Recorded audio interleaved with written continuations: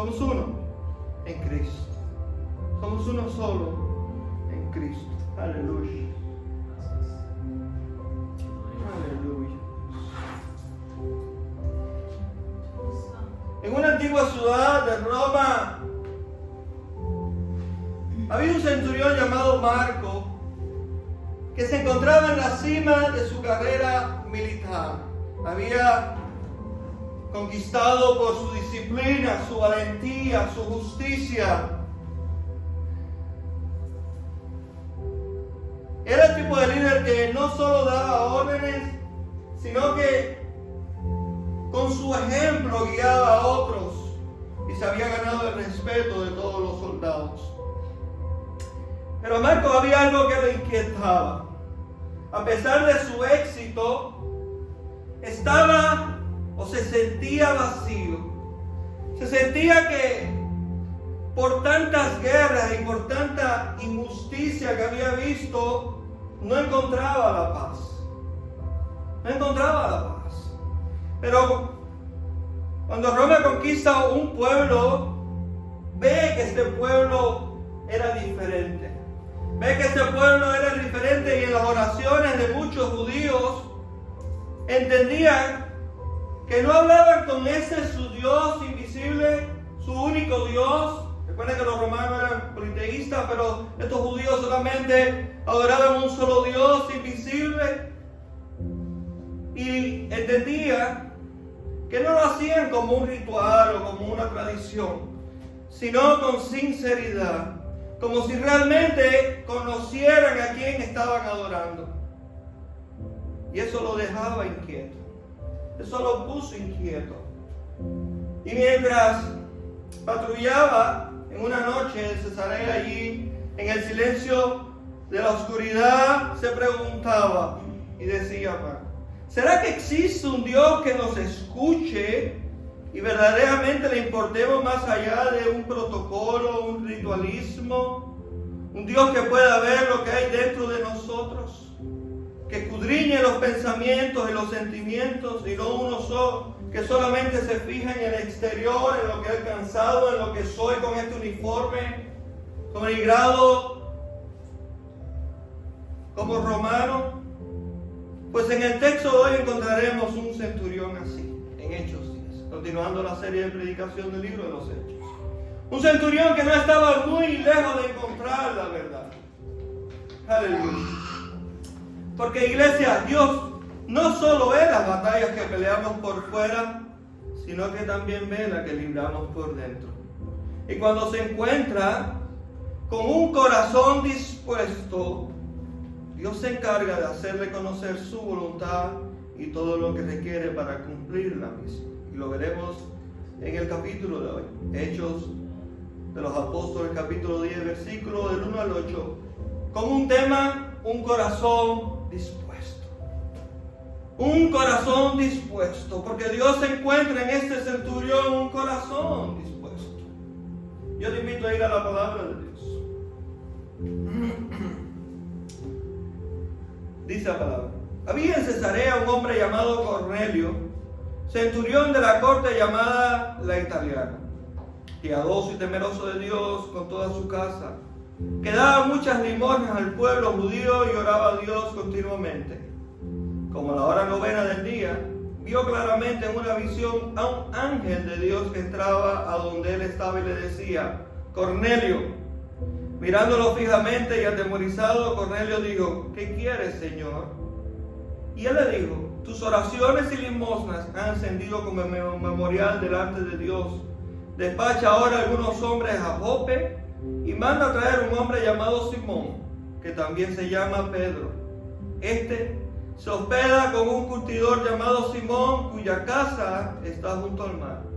Y después que el ángel que le hablaba se había ido, Cornelio llamó a 2 de los criados y a un soldado piadoso de los que constantemente le servían, y después de explicarle todo, los envió a Jope.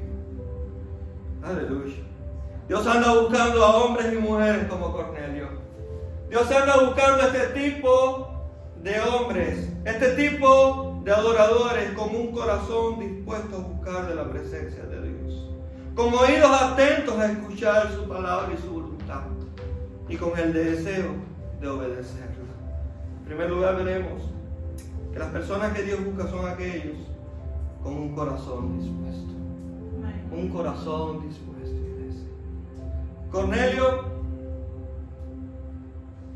lo que tenía de especial, y por eso su familia y él fueron los primeros gentiles en disfrutar de ser introducidos en el pueblo de Dios, fue ese corazón dispuesto.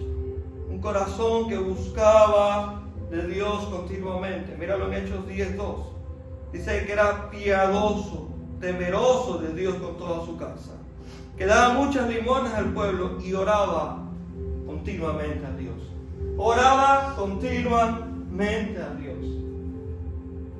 No era un judío, era un gentil, era un militar, había estado en batallas, había estado en guerras, pero se rendía antes de Dios de los judíos. Buscaba continuamente en oración. Aleluya. Y yo meditaba de estos hombres de Dios que han estado buscando de su presencia, que se deleitan en la presencia de Dios. Y viene a mi mente enseguida David, que llegó a ser el rey más grande de Israel, del cual vendría el Mesías, nuestro Señor y Salvador. Pero David llegó a ser, y yo lo veo así, el más marginado de todos sus hermanos. No era gran cosa David. Lo tenían por allá cuidando ovejas. Ustedes conocen la historia de este muchacho que llegó a ser rey. Pero David constantemente iba a la presencia de Dios. Si estaba allí en el campo, se ponía a tocar alabanzas a Dios, a cantar salmos. Y Samuel, que le unge como rey, declara a Saúl en 1 Samuel 13:14: el Señor ha buscado para sí un hombre conforme a su corazón. Un hombre conforme a su corazón. Este muchacho despreciado, el Señor lo ve como un hombre conforme al corazón de Dios. Y de eso no lo dice de más nadie en toda la Escritura, solamente de David. Y no es que David era perfecto, todos conocemos los errores que cometió en su vida, pero David continuamente iba a la presencia de Dios. Cuando fallaba y pecaba en contra de Dios, como con el censo, cuando mató, cuando adulteró y le falló a Dios, iba a la presencia de Dios. Y yo sé que todos nosotros hemos fallado a Dios, todos nosotros, pero la diferencia está en ese corazón dispuesto. Los verdaderos adoradores tienen ese corazón dispuesto de ir a la presencia de Dios y decir: he fallado, Señor, he fallado, oh Dios. Es una relación, no un ritualismo. Es una relación, no un ritualismo. ¿Qué cosa es un ritualismo, iglesia? Que no entienden lo que es un ritualismo. Por ejemplo, los musulmanes realizan la oración llamada Salah 5 veces al día en horarios específicos. Estos tiempos están basados en la posición del sol. El Fajr, antes del amanecer. Estos nombres tan extraños, suelen ser árabes. El Dur, justo después del mediodía. El Asr, por la tarde. El Maghrib, inmediatamente después de la puesta del sol. Y el Isha, por la noche. Durante estos tiempos los musulmanes se postran y oran en dirección a la Meca, independientemente de donde se encuentren. Ellos están en la calle y si es este horario se postran a orar. Eso es un ritualismo. Pero el apóstol Pablo, inspirado por el Espíritu, nos manda en 1 Tesalonicenses: orar sin cesar. No son 5 veces al día. No es un ritualismo. Es una relación con Dios. Es una relación constante con Dios. Si tú vas en el carro manejando, tú puedes ir hablando con Dios. Si estás en tu trabajo, como la mayoría de los trabajos aquí son mecánicos, tú puedes estar hablando con Dios. Si tú vas al baño, tú puedes ir hablando con Dios. Y la mayoría de nosotros que tenemos TikTok, Facebook y todo eso, que vamos al baño, el celular nos aparta de nosotros, Y eso te dice a ti que es posible esa relación con Dios, porque bañando, a veces nos estamos bañando y estamos dándole. ¿Verdad o mentira? Pero es la relación con Dios. Es ese corazón dispuesto. Es ese corazón dispuesto de orar sin cesar. Orar sin cesar. Porque van a venir situaciones a nuestras vidas donde posiblemente no tengamos el tiempo para orar. No tengamos el tiempo para orar porque pueden venir así. David se enfrentó, dice la Biblia, a un oso, a un león. Y puede el león haber estado acechando a sus ovejas y él no podía decir, espérate, déjame ir a orar. No, él tenía esa relación con Dios. Esa relación con Dios de poder estar hablando como tu mejor amigo, como alguien que es cercano, como alguien que está contigo. Cuando él va a enfrentarse a Goliat, la Biblia no relata de que él dijo, espérate, déjame apartarme a orar, a buscar la voluntad de Dios. Él sabía que había sido ungido rey. Él sabía que la voluntad de Dios iba a cumplir en su vida. No importa el tamaño de Goliat, no importa el tamaño, ni la armadura, ni la lanza que tuviera, Dios va a hacer cumplir su palabra. ¿Y qué hace? 3 piedras. 3 piedras. ¿Dónde está? ¿Dónde está Goliat? ¿Dónde está Goliat? No, vengo con el poder de Dios. Y le lanza la piedra y lo mató. Lo mató. Porque tenía esa relación. Porque sabía que Dios iba a cumplir su palabra en su vida. Sabía que Dios iba a cumplir su palabra en su vida. Y lo vemos en los salmos. Era un hombre que se deleitaba en la palabra de Dios, en la voluntad de Dios. Y aunque el Salmo 1, no solamente los estudiosos dicen por la manera de escritura, pues no lo declara que es Salmo de David, pero vemos que en la ley de Dios estaba su deleite. Los grandes estudiosos dicen que este Salmo también es Salmo 1, Salmo 2. En la ley de Dios estaba su deleite. En la ley meditaba de día y de noche. Por eso, ese corazón dispuesto, ese corazón de buscar de Dios, de orar continuamente, iglesia, lo necesitamos.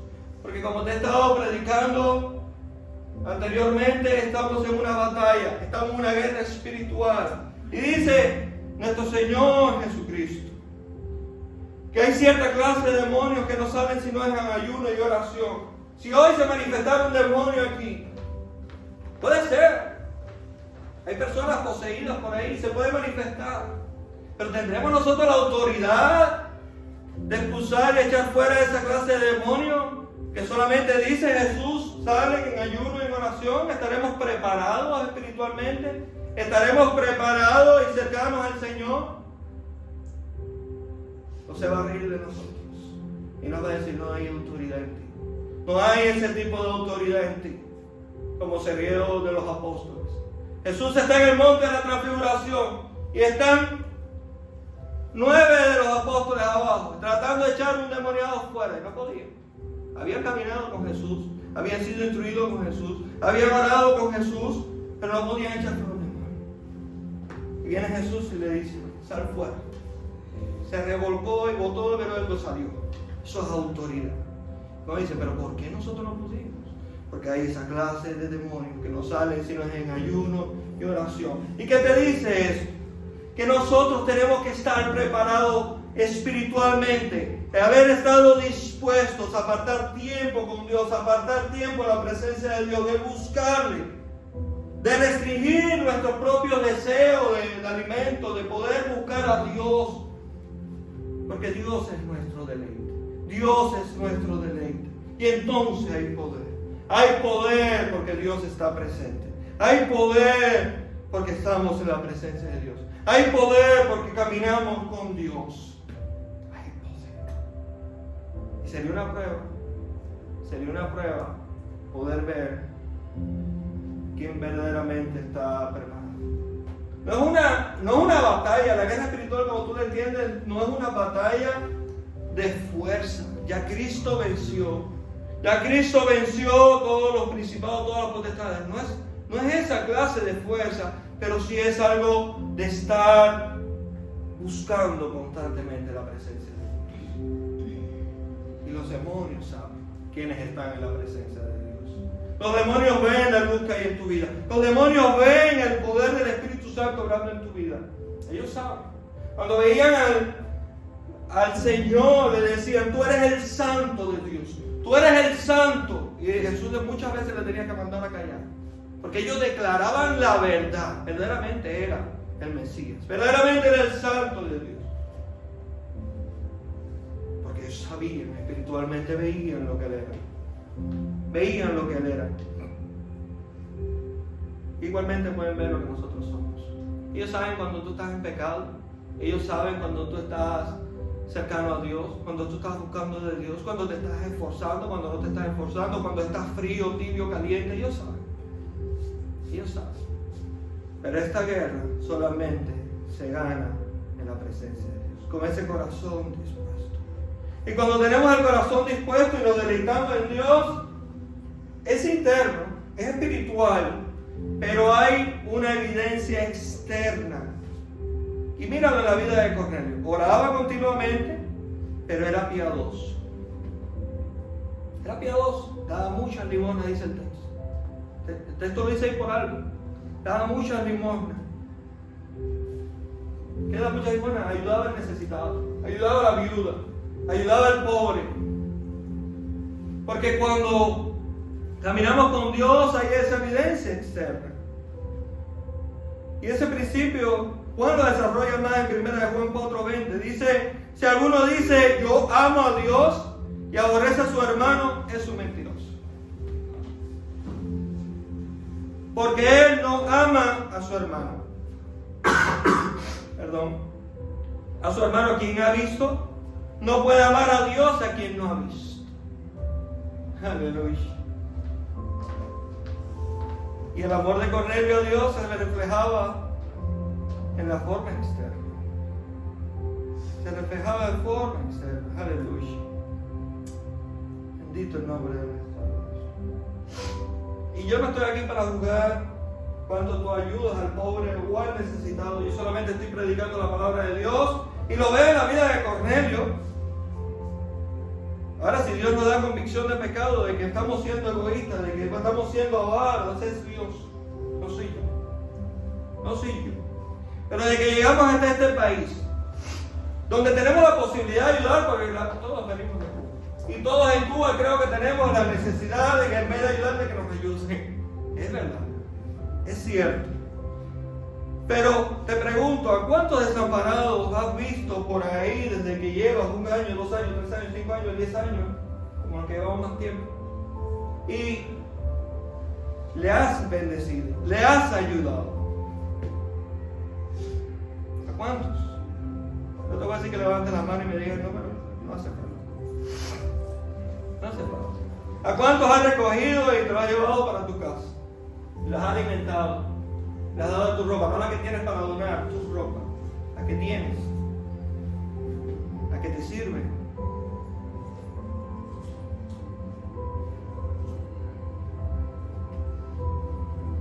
Y no me gusta ponerme el ejemplo, no me gusta, pero lo voy a hacer. Bueno, no quiero que usted le diga que no. Pero aunque parezca locura, yo he recogido ya 2 personas de la calle. Y me lo he llevado para mi casa. Y les he dado alimento. Y les daba ropa, que no conozco, no son familiares, que no los conozco. Les he ayudado a conseguir trabajo, quizás otros nos han dejado ayudar. Pero lo veo y no lo hago ni para que agradezcan, sino lo hago por amor a Dios. Es una evidencia externa del amor interno que tengo hacia Dios. Es una evidencia externa, solamente. No lo hago para ganar la salvación. Sé que soy salvo. No lo hago para que digan que soy piadoso. Solamente lo puse de ejemplo, pero algunos de los hermanos lo conocían, porque han venido a la iglesia a dar testimonio de estas personas. Es una evidencia externa del amor hacia Dios. Es una evidencia solamente. Y sé que estamos en un tiempo donde dice la Biblia que la maldad de muchos, el amor se enfriará. Y es tanta la violencia, y es verdad que es tanta la maldad, y por temor Sé que ayudamos menos de lo que podemos hacer, lo sé. Yo tengo niños y esta persona no la pude meter en mi casa porque son niños. Tenía que tener, uno hizo una casita de campaña en el patio y el otro lo metí en el garaje. Pero tenían un techo, tenían alimento. Les daba para que se bañaran, les daba champú, les daba ropa.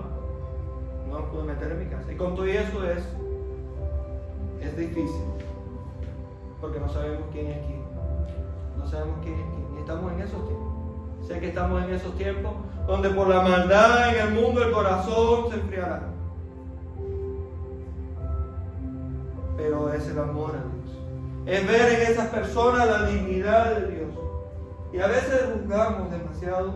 Y es verdad que muchos son drogadictos. Y es verdad que mucho el dinero que tú le das se lo toman o usan en drogas. Pero podemos darle alimentos. Podemos ir y comprar una completa y llevarse.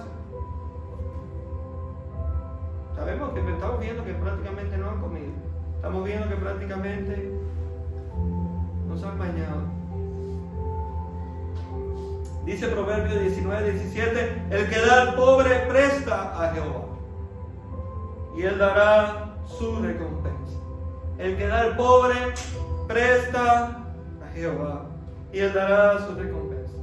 Y yo te reto, incluso si tú tienes que elegir, y yo creo que soy el único que va a decir esto el día de hoy, si tú tienes que elegir entre dar ofrenda a la iglesia y ayudar a alguien, algún necesitado en la calle, que tú lo has visto, y puedes ir y comprarle una comida y llevársela, haz el bien, haz aquello primero.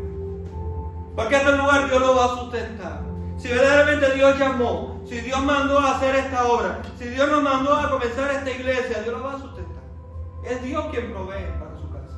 Es Dios quien provee para su casa. Ayuda al pobre. Ayuda al necesitado como Cornelio hacía. Como yo he tratado de hacer. Como Cristo hizo. Dándole pan y peces, multiplicando. Son un corazón pastoral. Tenía un corazón pastoral. Dale de comer. No, Señor, no tenemos para ir a comprar toda esa cantidad de tales. Dile que se reúna, que yo lo voy a multiplicar. Él no lo podía mandar así, en necesidad. No lo podía mandar así. Aleluya. Si tienes ese corazón dispuesto, Dios va a hacerte saber su voluntad. Dice Salmo 51:17, los sacrificios de Dios son el espíritu contrito, al corazón contrito y humillado, oh Dios, no despreciarás. Sabemos que si tenemos este corazón, sabemos que si tenemos ese corazón, si nos humillamos en la presencia de Dios, Dios nunca nos va a rechazar. Dios nunca nos va a rechazar. Y que Dios me libre de nunca volverme altivo. Porque Él dice que el altivo lo miro de lejos, pero que el de corazón contrito y humillado, oh Dios, no rechazas tú. Que Dios me permita siempre tener ese corazón.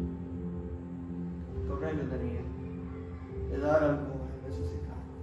Y si lo tenemos, Dios se manifiesta a los que tienen oídos atentos para escuchar su palabra y su voluntad. Estás meditando en la presencia de Dios, has dispuesto un tiempo para buscar a Dios, estás caminando y estás hablando con Dios, Dios se va a manifestar. Dios se va a manifestar a los que tienen ese oído atento. Se manifestó con él, le mandó un ángel y le instruye lo que tiene que hacer. Manda a buscar a Pedro. Yo no te puedo predicar. Él no le podía predicar. Dios no ha dado la predicación a los ángeles, sino a los hombres. Este es un apóstol, este te va a predicar. Dios quiere que la salvación entre a tu casa. Lo vamos a ver posteriormente en el libro de los Hechos. Dios quiere que el Espíritu Santo empodere también a los gentiles. Ya lo hizo con los judíos. Ya lo hizo con su pueblo. Ahora lo va a hacer también con los gentiles. Pero manda a buscar a Pedro. Se manifiesta este hombre. Y él obedece. Y él obedece. En el capítulo 3 de 1 de Samuel también vemos una persona atenta a la palabra de Dios, que podía escuchar la palabra de Dios, Samuel, que llegó a ser uno de los más grandes profetas de Dios. Pero cuando Dios se manifiesta a Samuel y le llama, Y lo vemos, el relato está bien interesante, bien poderoso. Y le llama, él va corriendo a donde está Elí. Dice, Señor, ¿me llamaste? El texto describe, para no buscarlo, el texto describe que Samuel estaba en el lugar del arca. El arca representaba la presencia de Dios. Samuel está allí en el capítulo 3 de 1 Samuel. Está allí en donde está el arca y allí Dios le habla. Pero él no conocía la voz de Dios. Él pensaba que era Elí. Y una y otra vez va donde está Elí y le dijo, Señor, ¿me hablaste? No, muchacho, regresa y duerme.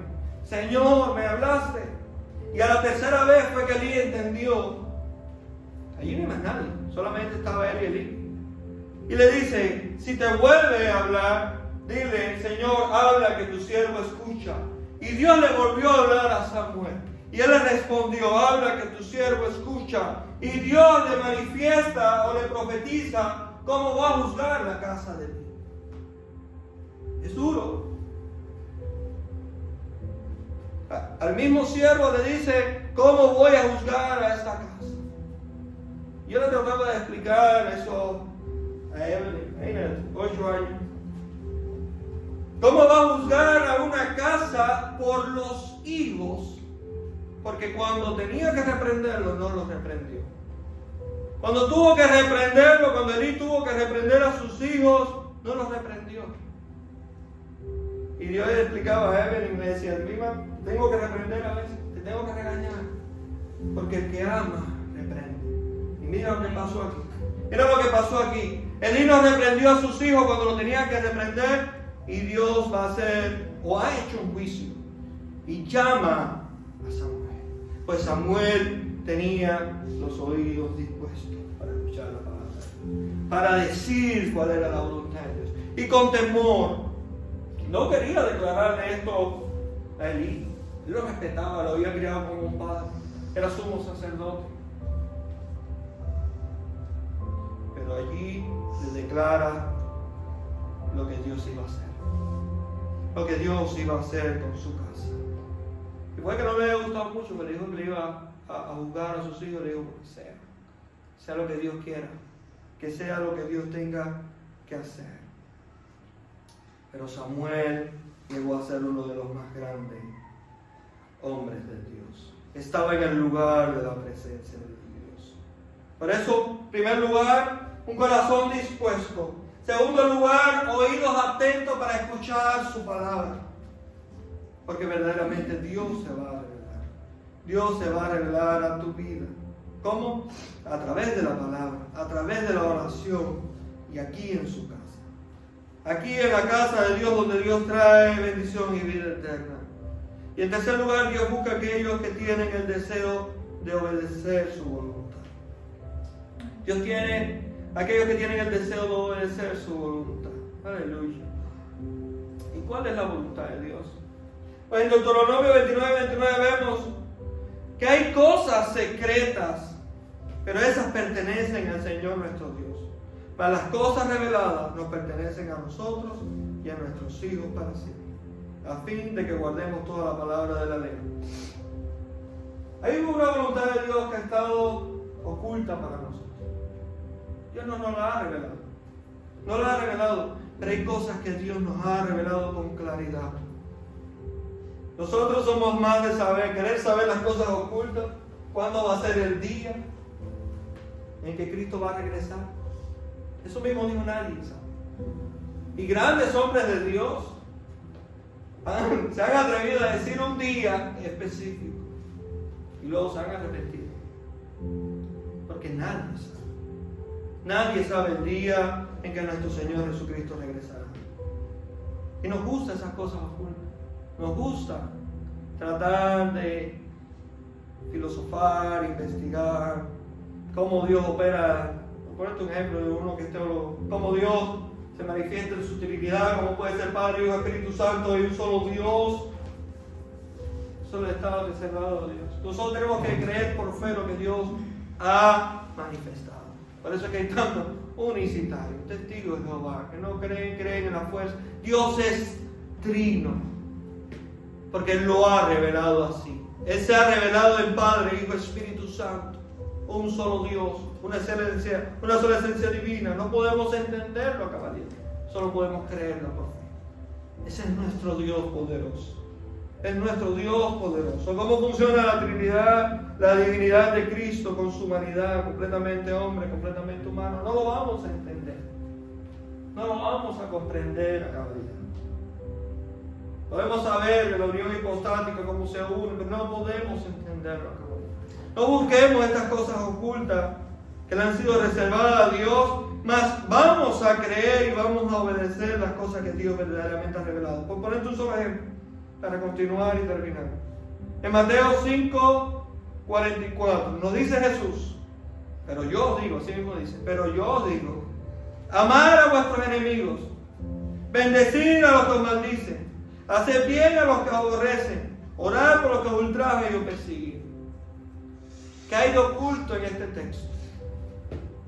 ¿Qué hay de oculto en este texto? Aleluya. Pero lo podemos hacer. Verdaderamente nosotros podremos hacer eso. Amar a nuestros enemigos. Porque verdaderamente, como dice Jesús, cualquiera puede amar a un hijo, a una madre, a un padre. Pero a quien te calumnia, a quien te persigue, a quien te busca el mal, aquellos que son ahora, tienen el parón humanitario, ¿podrán amar a Trump ahora mismo? Cuando dice que el día 24 el día 24 va a revocar el parón. ¿Podrán amar a Trump esas personas que tienen el himno 24? Nada te imagino ninguno. Yo creo que es difícil. Sería difícil. Pero la verdad es que Jesús nos manda a amar a nuestros enemigos y bendecirlo. ¿Podremos bendecir a Trump? Cuando lo que quiere es mandarnos para allá para Cuba con Canel. Yo no sé cuál es peor. Porque ¿qué es peor? Que estamos aquí y estamos pasando lo que estamos pasando para aquel sí es hermano. Porque nos ha dividido a nuestros familiares, a nuestros hijos. Nos hemos tenido que separar por la miseria y venir buscando un bienestar y para poder ayudarles, fíjate, para poder ayudarles a ellos mismos que están ahí. A mi papá que lo tengo ahí, para poder ayudarles. Aquellos son los que nos han hecho. Yo mismo vine solo, yo tuve que dejar a mi mamá, todos allá a mis abuelos, para poder tener una esperanza. Pero tenemos que confiar en Jesús. Y tenemos que confiar en que lo que Jesús nos ha dicho lo podemos cumplir. Y amar a nuestros enemigos, bendecir a los que nos maldicen, hacer bien a los que nos aborrecen y orar por los que nos ultrajan y nos persiguen. Yo creo que nosotros como iglesia tenemos que disponernos más a venir y orar incluso por nuestros dirigentes aquí en este país, en esta gran nación, porque esta es una gran nación, una nación donde hoy yo sin ningún temor a que nos vengan a meter presos por estar predicando su palabra, podemos estar aquí y mira cuántas personas faltan. A muchos de duermen aún y no vienen. No vienen. Hay que disponerse, iglesia, a buscar más de Dios. A buscar más de Dios. Los tiempos no van a mejorar. Los tiempos no van a mejorar. Dice la Biblia que vamos a ir de mal en peor. A lo bueno le llamarán malo, a lo malo le llamarán bueno. Pero si nosotros postramos rodillas, Dios puede en su misericordia traer hombres como hizo con el del Salvador. Le ha dado esperanza a ese pueblo, que le ha restaurado del pueblo, ha metido preso no sé cuántos, 70,000 personas que son demonios. Esas personas son demonios que se atreven a matar 20, 30, 40 personas. Eso es algo diabólico en medio de este mundo. Eso no es normal. Como dice Bukele, no es que yo estoy violando los derechos humanos de 70,000, sino yo he liberado a este pueblo. Porque ese pueblo antes no podía ni siquiera tener paz, de poder hacer un negocio. Ahora tienen esa libertad. Nosotros estábamos ya pensando hasta visitarlo un día, poder ir de viaje y conocer ese país hermoso. Pero nunca antes lo hubiéramos podido hacer. Porque la inseguridad es extrema.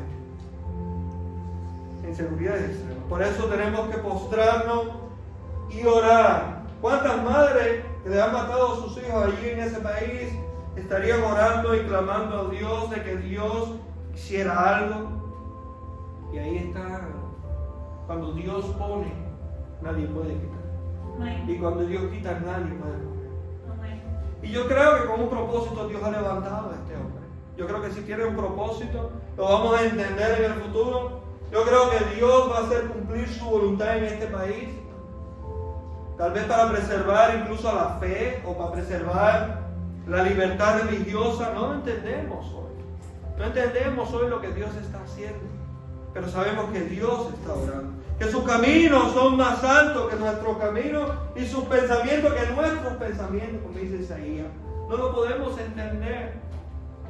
Solamente podemos comprender cuál es su voluntad explícita y obedecerle. No es fácil, iglesia, amar a nuestros enemigos. No es fácil. No crean que es fácil para mí. Bendecir a los que nos maldicen. Va en contra de nuestra propia naturaleza, porque nuestra propia naturaleza, cuando nos pincha, nosotros queremos pinchar. Cuando nos agrede, queremos agredir. Tenemos que cambiar esa naturaleza. Tenemos que sufrir esa metamorfosis. Cambiar todo lo que tiene que ser cambiado. Orar por los que nos aborrecen, por los que nos ultrajan, por los que nos persiguen. No hay nada oculto en este texto. Pero lo más interesante es el versículo siguiente, en el 45. Para que seáis hijos de vuestro Padre que está en los cielos. Así que es una condición necesaria para ser hijos de nuestro Padre que está en los cielos, hacer todo esto. Amar a nuestros enemigos, bendecir a los que no lo voy a repetir, pero es una condición necesaria, según Jesús, para ser hijo de Dios. ¿Por qué? Porque Él hace salir su sol sobre malos y buenos, y llover sobre justos e injustos. Mía es la venganza, dice el Señor. Mía es la venganza. No nos toca a nosotros. A nosotros nos toca predicar. A nosotros nos toca vivir por fe. No es por vista, es por fe. Nos toca vivir por fe. Nos toca creerle más a Dios. Nos toca disponer ese corazón de Cornelio, de David, de Jesús y venir y buscar más de Dios. Y es difícil porque tenemos que trabajar y tenemos que hacer tantas cosas en el día que a mí las horas no me alcanzan. 24 horas no me alcanzan. Yo me acuesto 10, 11 de la noche. Todos los días. Las horas no alcanzan, pero hay que hacer. Porque los días son malos. No van a mejorar.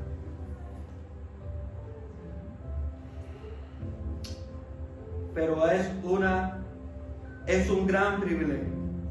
Es un gran privilegio que solamente tenemos nosotros los cristianos, el ser hijos de Dios. Y todo esto nos cuesta hacerlo, pero tenemos que ser hijos de Dios. Tenemos que caminar hacia ese camino. Tenemos que intentar amar cada vez más a esas personas difíciles de amar. Mira, me hice real, gracias a Dios. Dios usó una persona, un cubano, que era ahí, arriba de mí, un jefe. Y yo entendí, pero porque cuando tú caminas como te decía en el principio, con Dios, con la voluntad de Dios, tú disciernes cuáles son los planes de Dios. Y cuando tú ves a esa persona, santero ahí, tú sabes que es un ataque espiritual. Y yo sabía que Dios me estaba moviendo en otra dirección. Yo sabía que mi tiempo ya en esa compañía había terminado.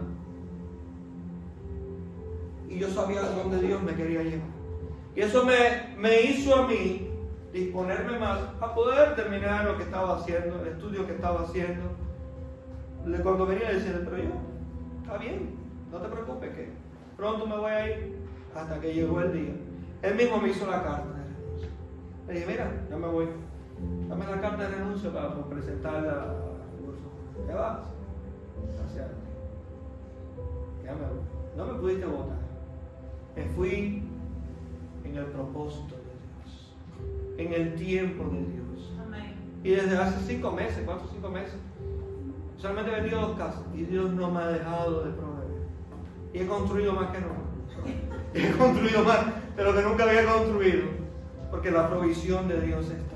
Y hoy descanso Y antier hice la primera compañía. Hice una compañía que sé que Dios la va a prosperar.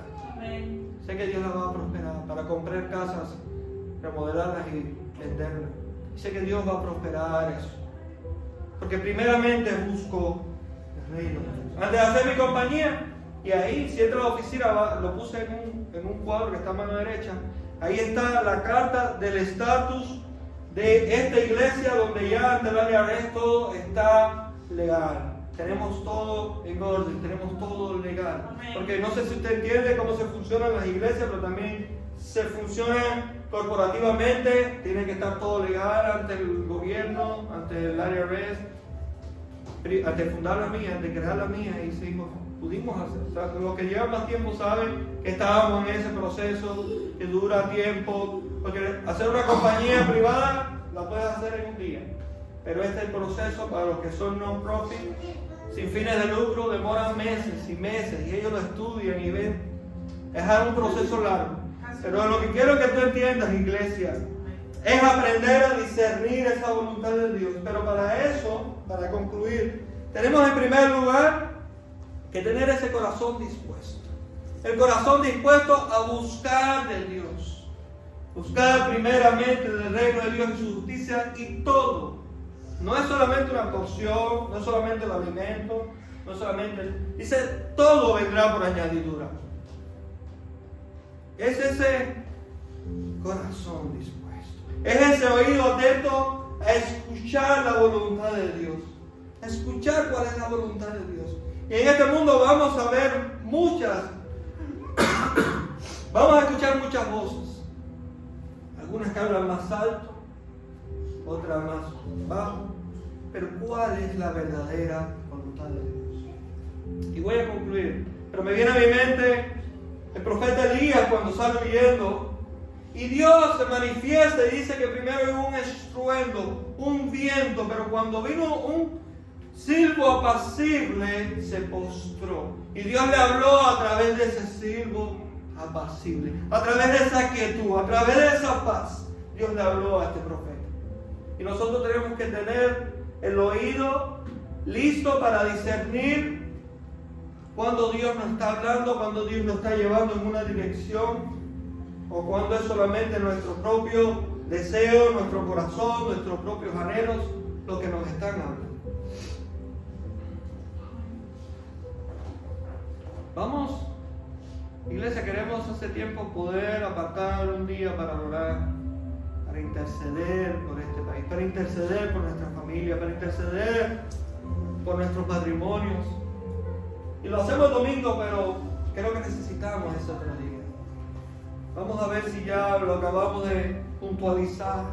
Y vamos a comenzar. Los que pueden llegar.